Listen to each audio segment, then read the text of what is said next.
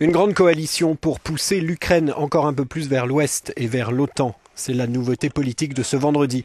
La concrétisation d'une alliance entre les 5 partis pro-occidentaux gagnants des législatives du 26 octobre. Si Arseniy Yatsenyuk reste Premier ministre, le gouvernement en entier va être remanié.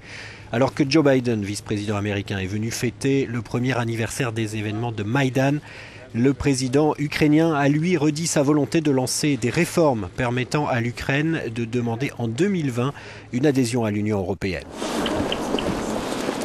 Au centre de Kiev, ils étaient nombreux à vouloir célébrer le mouvement populaire qui, il y a un an, fit tomber, non sans effusion de sang, le gouvernement pro-russe de l'Ukraine. Nous ne regrettons pas cette révolution, dit cette femme, mais nous voudrions que les autorités se souviennent des personnes qui sont mortes ici. Nous les avons portées au pouvoir, mais ils ne font rien pour nous et les parents de ces gens qui sont morts.